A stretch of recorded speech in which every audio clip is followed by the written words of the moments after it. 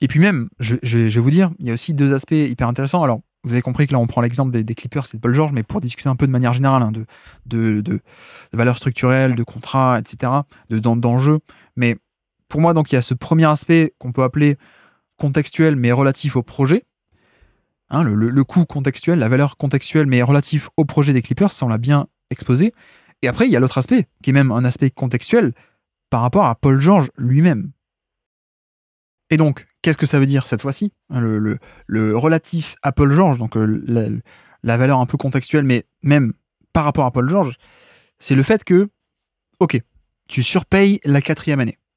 On a dit, hein, ça sera même pas forcément le cas. Ensuite, il y a aussi à voir à quel point on parle de surpayage. Est-ce que c'est de à peine 5 millions, 10 millions, ou est-ce qu'on parle de 30 millions? Ça, c'est quand même très différent, hein, même s'il y a le même terme un peu générique de surpayer. Mais ok, donc, tu surpayes la 4e année. Mais finalement, tu la surpayes pour l'avoir les 3 premières. Et on revient un peu à cette idée, parfois qui est un peu un mythe, mais l'idée que les contrats ne doivent pas être disproportionnés ou doivent avoir une valeur linéaire. Et en fait, moi, ce que je pense et ce qui est important, c'est aussi de dire que c'est pas grave s'il n'a pas un niveau linéaire durant les 4 années du contrat. En fait, pour moi, et vous pouvez ne pas être d'accord encore une fois, mais pour moi, c'est pas grave s'il n'a pas le même niveau dans 4 ans que maintenant. C'est un peu dans ce sens où je dis, ok, tu surpayes la 4e, mais tu surpayes la 4e pour l'avoir, l'année 1, 2 et 3. Et en fait, ce que je veux dire aussi, c'est que la 4e année, elle n'existe pas dans l'absolu. Elle n'existe pas in a vacuum, pardon, j'ai le mot anglais, mais elle n'existe pas en soi. Elle n'est pas décontextualisée, décorrélée de absolument tout, et juste il y a la 4e année, comme ça, il faut l'évaluer elle seule, et sans rien autour. Il faut évaluer que cette 4e année et dire, ah mais non, la 4e année, rien autour. Cette année-là, 50 millions l'année pour un mec de 37 ans, non, ce sera trop. Non. Cette 4e année n'existe pas in a vacuum. En un sens, c'est aussi un compromis pour avoir Paul George au début du contrat. Et c'est pas que je suis un fanboy de Paul George, mais ça se passe comme ça absolument tout le temps. En NBA, mais même partout. Même en foot ou partout. Avec les contrats, il n'y a pas forcément cette idée que tu vas avoir le même rendement pendant 4, 5, 6 ans du contrat. Ben non. On n'est pas obligé de partir de ce principe. Et il y a donc cette idée, parfois, que, bah oui, quand tu donnes un gros contrat à un vieux, bah ok, tu sais que la fin, elle va être un peu surpayée, mais en même temps, tu le fais parce que c'est un surpayage, entre guillemets, qui est en fait le prix pour profiter des premières années aussi. Donc, notamment, tu surpayerais la 4e année, et allez, je suis sympa, moi je pense pas, mais je suis sympa, mais je vous donne même la 3e, si vous voulez. Tu surpayes la 2e partie du contrat, mais tu surpayes, entre guillemets, parce que c'est aussi, ça te permet de l'avoir les années 1 et 2, où il sera encore assez jeune, enfin, à son niveau actuel, quoi, à un âge pas hyper différent de celui actuel, et donc, a priori, il sera encore bon. Il sera encore, autant on peut faire le procès de dans 4 ans, il sera plus vieux, il sera pas bon, ok, bon, le faire pour l'an prochain ou pour 2026, bah peut-être pas, quoi. Donc, en fait, je vous l'accorde, je vous donne même la 3e année, ok. Mais en fait, tu surpayes entre guillemets un peu la 3e, 4e année, mais aussi pour profiter de la 1re et de la 2e année. Et pour vous donner un peu un exemple assez récent sur lequel tout le monde est un peu unanime, prenons le cas de Jrue Holiday. Jrue Holiday, que je prends pas mal en exemple en podcast récemment, parce qu'on en a déjà parlé aussi en analogie avec Dejounte Murray, mais passons. Mais Jrue Holiday, je vais vous dire son contrat. Le contrat de Jrue Holiday, en 2025, il est payé 30 millions l'année. En 2026, 32. En 2027, 35. Et en 2028, il aura une player option, je pense qu'il va la prendre, à 37 millions. Donc je répète, 30, 32, 35, 37 millions. Jrue Holiday a exactement le même âge que Paul George. Hein. C'était son année 33 ans cette année-là. D'ailleurs, ils doivent être de la même année, puisque lui, il est freshman en draft 2009, alors que Paul George sophomore en draft 2010. Donc ouais, je crois qu'ils doivent même être littéralement de la même année. Et en plus, ce qu'on peut aussi rajouter, c'est le fait que Jrue Holiday, il a quand même bien commencé son déclin. Ça se voit pas parce qu'il a été très bon. Mais ce que je veux dire, c'est que, là encore, on l'a bien détaillé quand on a parlé de Boston, mais en fait, Jrue Holiday, c'est pas le même.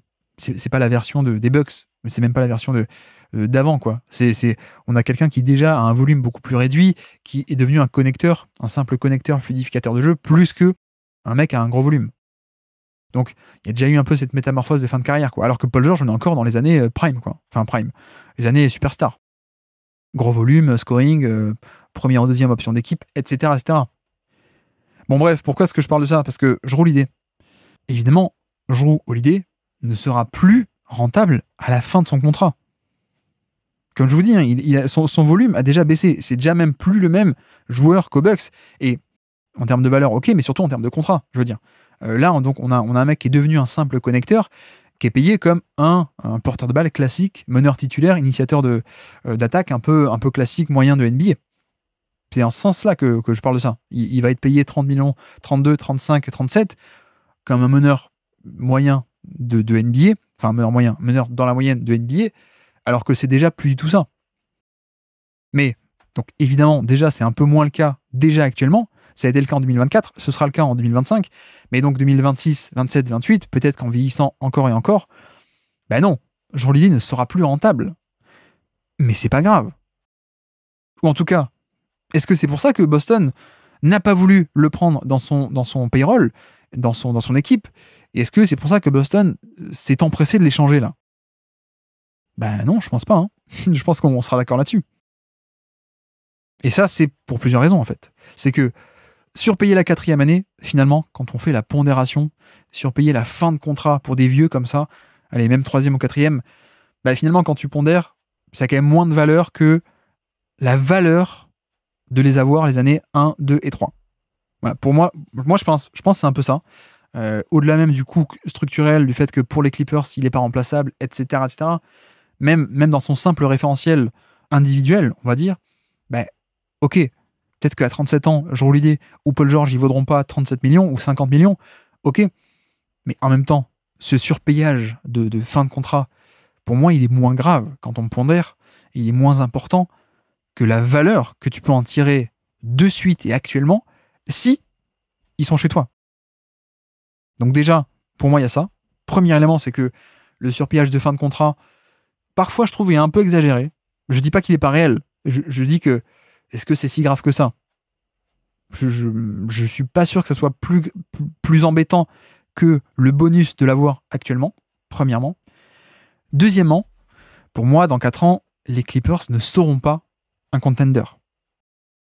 Ça me paraît assez évident, je sais pas, parce qu'on sait pas ce qui peut se passer, mais ça paraît assez probable, largement probable que, et j'espère que vous pourrez me l'accorder, ça aussi, moi je vous ai accordé que dans 4 ans, il sera peut-être surpayé, Paul George. Vous pouvez m'accorder que dans 4 ans, les Clippers ne seront plus un candidat au titre, en fait. Parce que l'âge, parce que Kawhi Leonard, parce que James Harden, qui sera peut-être même plus là, parce que... Enfin, voilà, c'est un cycle normal aussi, hein, je veux dire, ils se sont assemblés en 2019. Donc, vous imaginez 2019-2028, une dizaine d'années, voilà, c'est pas grave hein, si tu arrives en fin de cycle et que t'es moins bon, c'est même la normalité, en fait. Donc, bref, par rapport à tous ces éléments, pour moi, dans 4 ans, en fait, en 2028, les Clippers ne seront plus un candidat au titre. Et donc, en fait, pourquoi je dis ça, c'est que ton salary cap et ton argent bien dépensé qui doit être parfaitement dépensé, c'est surtout important pour les candidats au titre. C'est eux qui doivent optimiser chaque centime de leur salary cap parce que voilà, c'est tellement concurrentiel et compétitif que tout le monde le fait. Donc si tu arrives à gratter de la valeur à droite à gauche, si tu arrives à bien dépenser chaque centime, c'est là que tu peux gagner. Mais ce que je veux dire, c'est que, je prends un exemple très simple, est-ce que les Detroit Pistons actuellement, c'est grave ou pas de surpayer un joueur ou un autre? Bah non, on s'en fiche un peu, quoi. Et c'est d'ailleurs c'est un peu tout le truc avec les équipes de tanking, c'est qu'elles ont tellement rien à faire de leur salary cap qu'elles se servent de ça pour encaisser des mauvais contrats et prendre en retour un truc qui va avec, un petit jeune qui va avec, un tour de draft qui va avec, etc. Et là, on parle d'équipes de tanking, mais finalement, même pour des équipes de milieu de tableau, bah, c'est pas très grave si tu as de l'argent un peu, entre guillemets, mal dépensé. Donc, moi, c'est un peu là-dessus où je pense que de toute façon, dans 4 ans, les Clippers ne seront plus candidats au titre vis-à-vis de l'âge de Kawhi et en plus des blessures, vis-à-vis de l'âge de James Harden, vis-à-vis de l'âge de Paul George et en plus des blessures, ils sont devenus injury prone, hein, les deux au fur et à mesure des années, ça, on l'a quand même bien compris. Donc, en un sens, ok, il va être surpayé 4e année, mais premièrement, il y a aussi la valeur de l'avoir de suite qui, pour moi, est plus grande que le fait de le surpayer dans 4 ans, premièrement. Deuxièmement, il y a aussi le fait que pas candidat au titre, ok, il sera surpayé, mais c'est pas si catastrophique que ça en fait. Et puis, troisièmement, pourquoi pars-tu du principe que tu devras payer ce contrat? Évidemment, je parle d'un échange. Pourquoi partir du principe que ce sera toi qui vas le payer, ce contrat? D'ailleurs, on a un excellent exemple. Les Bucks ont donné un contrat à Jrue Holiday, c'est plus qu'ils le payent. Vous savez que la NBA, ça marche comme ça. C'est pas un marché des transferts comme le foot européen avec des sommes de racheter un contrat, etc. C'est on échange des contrats. Donc en fait, un contrat est aussi un asset. Et on a vu qu'avec Jrue Holiday, ils lui ont donné l'argent. Ça pouvait être beaucoup. Même pour son rôle de porteur de balle, ça pouvait être beaucoup. En tout cas, c'était pas mal. Mais c'est pas eux qui le payent. Au final, ça va être Boston. Et même, je vais vous dire, je pense pas que Boston va le payer, ce contrat. Je mets ma main à couper que en fait, Boston, d'ici 1 ou 2 ans, Jrue Holiday, c'est fini. Et on va le rééchanger contre quelqu'un d'autre. Je pense pas qu'en 2027, Holiday sera encore dans l'effectif. Surtout que pareil, Boston a les mêmes problèmes que les Clippers, c'est-à-dire le second apron, donc les sanctions potentielles, etc. Le cap est blindé, donc non. Brad Stevens, il a fait le coup. Et voilà, c'est un peu l'idée. C'est pour ça que j'aime bien le parallèle avec Paul George, c'est que c'est toute l'idée. Ok, à la fin, il sera surpayé, mais quelle est la valeur de l'avoir maintenant? Est-ce que Boston aurait été champion sans Jrue Holiday? Je pense pas. Est-ce que le contrat de Jrue Holiday est dans le même temps surpayé par rapport à son âge et par rapport au long terme et par rapport à la somme qu'il obtiendra dans les années 3, 4, 5? Oui. Mais pourtant, il a aidé Boston à avoir un titre. Il fera pas de vieux os à Boston, Jrue Holiday. Ça paraît assez évident qu'il va être rééchangé contre alors Alex Caruso ou un mec comme ça, quoi. Un nouveau connecteur, un peu dans le même profil, mais plus jeune, quoi. Je pense. Et donc, ce que je veux dire par là, c'est que en fait, Boston et Brad Stevens, ils ont pris Jrue Holiday. Ça veut pas dire qu'ils comptent le payer eux-mêmes en 2026, 27 et 28, en fait. Je pense pas. Ils le rééchangeront. Donc, pourquoi aussi, dans cette évaluation du contrat de Paul George, pourquoi faut-il se dire non, mais il faut pas donner le contrat parce que en 2028, il sera surpayé. À 37 ans, il sera surpayé. Oui, mais ce sera peut-être pas ton problème, en fait. Et on est d'accord, de base, on peut le dire, c'est plus facile à dire qu'à faire. Ok. Mais en même temps, on a aussi vu que c'était un argument présenté et demandé par Paul George de donnez-moi cette 4e année de contrat, vu que vous ne m'accordez pas de no trade clause. Donc, a priori, vous allez finir par m'échanger, mais au moins, donc donnez-moi ce contrat, comme ça, quand vous m'échangerez, j'aurai ma somme, quoi. Donc, c'était même un peu tacite qu'il y aurait un échange. Donc, c'est pour ça que cette idée et faire des raisonnements de non, les Clippers ont raison parce que il aurait été surpayé la 4e année. Oui, il aurait été surpayé, mais peut-être pas par toi. Donc, tu aurais même pu profiter là pendant encore, 2 ans. Pendant 2 ans, tu te fais 2 vraies chances de titre et peut-être qu'un jour, ça va finir par ça aurait fini par te sourire au niveau blessure et donc tu aurais peut-être eu un titre, ok. Et puis ensuite, tu l'échanges et c'est plus ton problème. Et à ce moment-là, qu'est-ce qu'on aurait dit? Imaginons qu'on ait eu ce scénario. Les Clippers qui donnent beaucoup d'argent à Paul George, qui gagne un titre, qui ensuite l'échange, le surpayage, ils s'en lavent les mains. C'est pas pour eux, quoi. C'est pas leur problème. Ils ont juste eu le côté positif du contrat, le début, et puis la fin, non, c'est même pas eux. Bon, je répète, c'est plus facile à dire qu'à faire, mais je répète aussi, par rapport à notre point qu'on a déjà développé, déclin, d'accord, mais à quel point? À quel point est-ce que Paul George aura décliné en 2037, j'allais dire, non, en 2028 à 37 ans? Décliné, oui, mais est-ce qu'il sera un contrat minimum? Est-ce que ce sera un mec un 10e homme de rotation? Non, pas forcément, je pense pas. Donc, il y a aussi ce truc il aurait de toute façon intéressé pas mal de gens, et même plus globalement, je pense qu'on a parlé de la fin de cycle et de dire que voilà, dans 4 ans, ils sont plus candidats au titre. Il y a un truc aussi assez normal, assez classique en NBA, c'est que tu arrives en fin de cycle, soit tu meurs un peu avec tes idées, et voilà, pour la beauté du truc, soit sinon, tu fais tout péter. Et tu aides, en fait, la NBA, comme dit, vu les règles un peu d'échange, de draft, de salary cap, etc., on peut pas avoir la continuité qu'on a dans le foot, où tu peux recruter toujours été après été, tu peux recruter toujours le meilleur, etc. En NBA, il n'y a pas ça. Donc, il y a un peu des alternances de cycles qui sont tout à fait normales entre tu construis, tu reconstruis, tu grandis, tu deviens une bonne équipe, ensuite tu deviens une équipe d'élite, tu vas même au titre parfois, et puis après, qu'est-ce qui se passe? Généralement, tu repars à la case départ, en fait. Tu redeviens, on reconstruit, quoi. Et Voilà, c'est parce que c'est compliqué. Le salary cap, il faut additionner pas mal de trucs, il faut additionner petit à petit construire. Mais une fois que t'es construit, une fois que t'as ton effectif, tu peux plus faire aussi facilement des ajouts parce que le salary cap est déjà blindé, donc pas le droit de faire d'échanges, pas le droit de signer de free agent, etc. Ça, donc c'est un peu un cycle normal, ça. Une fois que t'es tout en haut, en fait, la suite c'est tu reconstruis quand même de beaucoup plus bas. Et donc c'est aussi un classique en NBA pour pas mal d'équipes d'accélérer un peu ce processus, ou en tout cas d'aider le nouveau cycle de reconstruction, non pas en attendant que la valeur des joueurs meure et que voilà, c'est vraiment la fin, tu meurs, et ensuite tu renais de tes cendres, mais de trancher un peu en amont pour aider cette reconstruction. Là, je pense notamment à ce qu'a fait Boston. Boston avec à l'époque Pierce, Garnett. Bon, voilà, ils sont encore en playoff. En plus, ils sont en playoff sans Rondo, qui est blessé en 2013, qui fait pas du tout les playoffs. Et voilà, c'était encore une équipe compétitive, Boston. Et pourtant, qu'est-ce qui se passe? On tranche et on facilite la reconstruction avec un échange de Pierce et Garnett. On les échange, comme ça on a en retour des futurs assets qui vont nous aider pour le prochain cycle. Voilà. Toronto, c'est un peu pareil. Ils n'ont pas... Masai Ujiri, il a tardé, mais il n'a pas tardé au point de ne pas échanger ni Siakam ni Anunoby, les laisser filer pour rien. Non. L'équipe était pas mal, mais tu tranches, tu les échanges avant la toute fin du cycle, et comme ça, tu as de nouveau des choix de draft, des jeunes, et tu repars sur de nouvelles bases avec un truc en plus, quoi. Et là, je prends que des exemples un peu récents, mais pareil, hein, Portland. Portland avec Lillard, on a bien compris que de toute façon, t'as plus Lillard. Là aussi, dans cette idée de tout ou rien, c'est soit t'es candidat au titre, soit tu reconstruis, en fait, grosso modo. Et voilà, Lillard, c'est pareil. On l'échange, il a encore une très belle valeur. Et évidemment, on l'échange et ça facilite aussi le nouveau cycle de reconstruction. Bref, je pense que, ok, il aurait été surpayé, mais est-ce que ça aurait été à toi de le surpayer? Non, pas forcément. Donc, en fait, essayons un peu de détailler les scénarios possibles. Les scénarios possibles, pardon. Soit Paul George est catastrophique.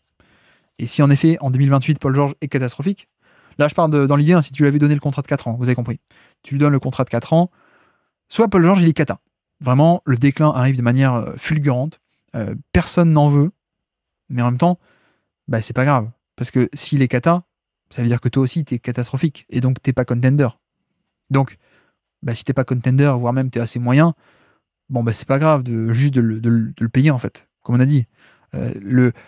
L'optimisation fiscale, l'optimisation salariale, elle est surtout importante pour les candidats au titre, pour les très très bonnes équipes. Mais finalement, si Paul George il est cata, ça veut dire que toi aussi, en tant qu'équipe, t'es cata. Et que c'est pas très grave. Allez, on finit l'année, la 4e année, tu le surpayes, et puis voilà. De toute façon, tu joues rien. De toute façon, si Paul George est cata. Donc c'est un peu le serpent qui se mord la queue dans ce cas-là. Soit sinon, deuxième hypothèse, dans cette 4e année, Paul George est génial. Voilà, faisons l'inverse. Paul George est génial.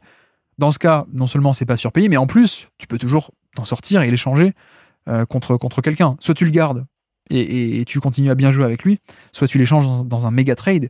Voilà. Soit sinon, autre hypothèse, il est encore assez bon, mais sans non plus être cata ou mauvais. Hein. Il est encore assez bon. Pas génial, mais pas cata. Dans ces cas-là, même surpayé, tu auras toujours une équipe pour tenter le pari, je pense. Sauf si on est vraiment sur un déclin qui est trop gros, mais là on rebascule sur la catégorie, Paul George et cata. Voilà, par exemple, si je vous parle de Kevin Love à l'époque, non. Kevin Love, il était cata relativement à son contrat. Je parle de la fin aux Cavs. Les Cavs l'avaient re-signé un gros contrat pour l'échanger. Blessure, mauvais, trop mauvais, très très très mauvais, très très mauvais, ça s'est fini en buyout. Voilà, là je parle pas de ça. Là je parle de le scénario où il est quand même relativement encore assez bon. Pas superstar, mais quand même assez bon. Et pas le 10e joueur de rotation. Un Paul George qui est encore très solide.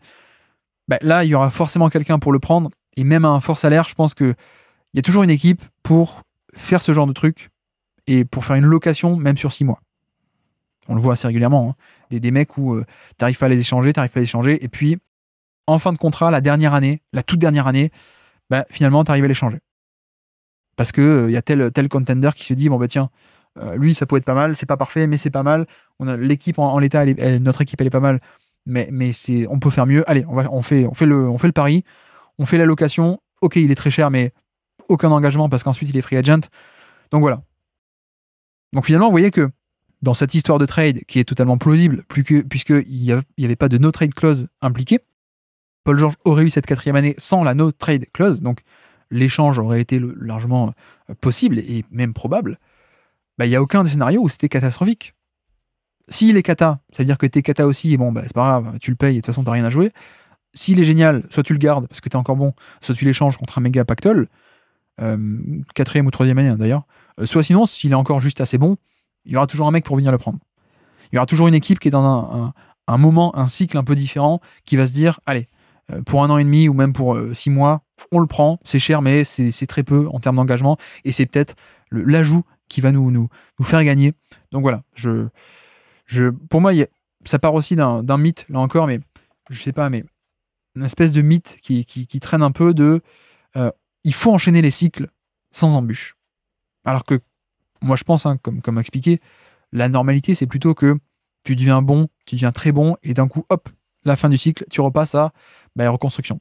Alors qu'il y a un peu parfois cette idée de ah non, on peut pas, là par exemple, hein, on peut pas s'engager sur Paul George qui va être surpayé parce que, en gros, hein, le sous-entendu, c'est que non, s'il est surpayé, ça veut dire ça va limiter un peu notre marge de manœuvre et donc notre niveau. Donc derrière ça, il y a aussi l'idée que ah non, mais Paul George sera surpayé, mais on veut pas l'avoir surpayé parce que ça nous empêcherait d'être encore excellentissime. Bon, là-dessus, je pense que les équipes qui font ça, souvent, c'est un peu jouer sur les deux tableaux, jouer sur les deux timelines finalement, et que si tu priorises un peu le nouveau cycle qui va venir, ça veut dire que tu ne sers pas complètement les intérêts du premier cycle en cours. Voilà, et comme on l'a déjà dit, hein, un titre NBA c'est tellement dur, il faut faire un all-in absolu sur tous les plans. Donc si tu es déjà en train un peu de te dire ah non mais je peux pas me séparer de tel jeune, je peux pas me séparer de ça, je peux pas trop surpayer parce que en fait si tu penses déjà au cycle d'après, concrètement ça veut dire que tu vas pas tout mettre en œuvre pour que ton cycle actuel soit poussé à son paroxysme en fait. Je pense. Donc là encore, ce mythe de on peut enchaîner des cycles de compétences encore et encore. Moi, je pense pas. Je pense que c'est pas grave. C'est pas grave. Si vraiment le cas catastrophique, Paul George aurait été surpayé, c'est pas si grave que ça parce que de toute façon, la probabilité que tu enchaînes un cycle en étant candidat au titre là comme Kawhi Paul George avec un nouveau directement où tu es encore candidat au titre, ça n'arrive jamais. Il y a une seule équipe qui a semblé y arriver, c'était les Spurs. Souvenez-vous, hein, quand ils enchaînent 20 ans de Duncan, ok, Duncan prend la retraite en 2016, et on se dit, voilà, comme tout le monde, ça va décliner, Tony Parker aussi, etc. Fin de cycle total. Et derrière, il y a quoi ? Il y a Kawhi Leonard. Plus la signature en free agency de la Marcus Aldridge. Et donc, 2017, post-retraite de Duncan, on est encore sur une équipe fantastique. Et on se dit, voilà, il n'y a que les Spurs qui font ça, il n'y a que eux qui le font, d'arriver à enchaîner des cycles sans embûche. Bon, on a vu que même eux, non. Même eux, ça les a rattrapés un peu le côté parfois diva de Kawhi Leonard. On va pas rouvrir ce dossier-là, mais vous voyez que c'est compliqué, c'est même impossible d'avoir ce rêve de dire non, on peut enchaîner les bons cycles, et donc non, il faut pas surpayer Paul George parce que ça peut nous embêter pour la suite. Non, mais non, en fait. Ça paraît irréaliste, en fait, je trouve. Mais bref. Mais pour finir, je voulais quand même un peu prendre un exemple assez parlant, j'espère qu'il va vous parler, mais c'est le cas de Klay Thompson à Golden State. Je pense que le parallèle est un peu sympa à faire là-dessus. Vous allez voir un peu... Parce que là, vous allez me dire, vous pouvez me faire le procès, t'es gentil, mais t'es très dans la théorie. Mais bon, ça se passe pas comme ça en vrai. Je trouve qu'avec le cas de Klay Thompson, vous allez voir que ça s'est passé comme ça en vrai. Donc, rappelons l'aventure Klay Thompson, pas depuis le début, mais souvenez-vous, donc la blessure en finale NBA 2019, ok. Il était free agent, donc c'était ça qui était un peu malheureux, c'est qu'il se fait le genou en finale NBA alors qu'il est free agent un mois plus tard. Bon, la franchise, avec sa loyauté, lui propose quand même un contrat. T'es blessé, c'est pas grave. Un max, non peut-être pas un max, mais un méga contrat. Plus de 40 millions d'années, 45, sur 5 ans, pas de problème, on te le donne. Donc, 2020, il joue pas, blessé. 2021, pardon, rechute, il joue pas du tout non plus. Il revient en 2022, ça va au titre. Et puis ensuite, en effet, 2023 et 2024, on a bien vu que il était quand même un peu surpayé et que le rendement était de plus en plus en déclinant. Ok. Mais c'est aussi là-dessus que je trouve que l'exemple est assez bien, parce que sans Klay Thompson, il n'y a pas le titre en 2022. Pas du tout. Et pour le coup, je pense qu'on pouvait se faire les mêmes réflexions à l'époque avec Klay Thompson, de dire bah non, là vous êtes clairement en train de surpayer parce que vous allez perdre Kevin Durant, ça on le savait. Ensuite, Klay Thompson il est blessé, mais bref, il y avait un peu une espèce de surcompensation. Et même à l'époque, on savait qu'à la fin du contrat, il serait surpayé. Voilà, Klay Thompson, c'est le j'ai pas envie de dire lieutenant parce qu'il y a une connotation négative pour certains avec ça, mais c'est un excellentissime joueur. Mais je veux dire, voilà, quand il arrive, il a 29 ans au niveau des finales NBA 2019, 29 ans, blessure au genou, contrat de 5 ans, la probabilité pour qu'il soit surpayé à 34-35, elle est quand même assez grande. Vous allez me dire, c'est un peu plus jeune que Paul George, mais il y a l'aspect blessure aussi. Donc, la proba pour qu'il soit un peu surpayé sur la fin du contrat, elle était là. Elle était présente, on en avait parlé à l'époque, même nous déjà à l'époque, sur l'écho des parquets. Donc, l'aspect surpayé, oui. Et pourtant, ils l'ont donné le contrat. Et en effet, à la fin, là, ça fait quand même 2 ans qu'on se dit, bon, ben, ça marche plus, quoi. Enfin, on a bien compris qu'il y a une trop grande disproportion entre la somme sur laquelle il est payé en 2023 et 2024. Il a été payé, c'était quoi, plus de 40 millions d'années. Je retrouve à 40 millions et 43 millions d'années pour, dans le même temps, un rendement qui était de plus en plus déclinant. Donc oui, ça fait 2 ans qu'on râle, ça fait 2 ans qu'on dit, ben non, surpayé, c'est pas bien, etc. Ça marche pas, ça bloque la construction d'équipe, ainsi de suite. Ok. En attendant, le titre NBA, ben ils l'ont eu. Hein. Le titre en 2022, ils l'ont eu. Est-ce qu'ils l'auraient eu sans Klay Thompson? Évidemment pas. Je pense pas. Il fait que 32 matchs de saison, mais il fait tous les playoffs surtout. Et donc, vous voyez que ça rappelle un peu à cette notion de la valeur des contrats qui n'est pas obligée d'être linéaire. Oui, quand tu proposes à un mec qui a 29 ans, qui vient de se blesser gravement au genou, et même sans parler de rechute, on ne savait pas qu'il y aurait une rechute, mais un mec de 29 ans, blessé au genou, qui n'est pas une méga star, tu lui proposes un méga contrat, sans doute un peu plus élevé que son statut et son rôle n'a jamais été. Lui, ça n'a jamais été le gros créateur, etc. Et pourtant, tu lui proposes, tu sais que ça va être surpayé, mais tu le fais. Et oui, bah ouais, tu profites quand même pendant au début du contrat, première partie. Bah ouais, t'as bien fait. T'as bien fait. Puisque à la fin, c'était nul. Et t'as un peu subi ça. Mais en même temps, sans ça, t'aurais pas du tout eu le titre de 2022. Et donc t'as pu faire ce compromis de je donne le contrat à long terme, qui va être cher, qui va être pénible à la fin, mais je le donne. C'est le compromis pour l'avoir, pour avoir Klay Thompson sur les 2-3 premières années du contrat, où il va être largement rentable. Et en plus, comme il y a eu le titre au bout, ça fait plaisir, ça permet de valider. Non mais voilà, c'est un peu ça l'idée. Et d'ailleurs, au passage, on parle beaucoup de les Clippers ont eu raison de ne pas le surpayer.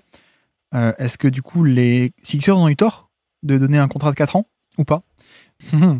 Bah, je suis pas sûr. Et d'ailleurs, ce qui va un peu dans mon sens, c'est que là actuellement, on parle beaucoup de les Clippers, ils ont un peu eu raison. De l'autre côté, on parle aussi de excellent move de la part des Sixers parce qu'il va aider, etc. Et ce qui est exactement ce dont je parle en fait. L'aspect de les Sixers, ils ont mis ce prix-là parce qu'eux, ils avaient aussi un prix d'acquisition en plus, on va dire. Il faut quand même convaincre, donc il faut qu'on ait un atout en plus de te faire venir comparé aux Clippers. Donc eux, c'est peut-être aussi pour ça, mais je pense qu'ils ont mis ce prix-là. Je pense que Daryl Morey, il sait aussi que peut-être, probablement, Paul George ne sera pas un joueur à 50 millions en 2028. Possiblement. Comme on a dit, il y a des nuances. Il faut voir aussi à quel point est-ce qu'il ne les vaudra pas. Est-ce qu'il sera plutôt autour des 35-40 en termes de niveau, ou plutôt au niveau des 5 millions l'année, et il sera un scandale. Mais voilà, je pense que c'est pareil en fait. Tous les arguments que j'ai énoncés aujourd'hui pour les Clippers, c'est pourquoi ils auraient dû le faire, ce sont exactement les mêmes arguments et les mêmes raisons pour lesquelles les Sixers ont fait ce move, pour le coup. Oui, on sait que la fin du contrat pourrait être un peu compliquée, mais c'est pas grave, parce que nous, ce qu'on veut, c'est gagner maintenant. C'est gagner avec Embiid, avec Maxey, avec Nick Nurse. Donc oui, on va peut-être surpayer la fin de contrat, on va donner un 4e année qui ne vaudra peut-être pas, ou il ne vaudra peut-être pas cette somme-là, mais si c'est juste ça, le compromis pour l'avoir dès maintenant, on le fait quoi. Merci d'avoir écouté cet extrait. S'il vous a plu, l'émission complète est disponible en description et on se donne rendez-vous sur le feed principal du Basket Lab pour l'intégralité des podcasts. À bientôt.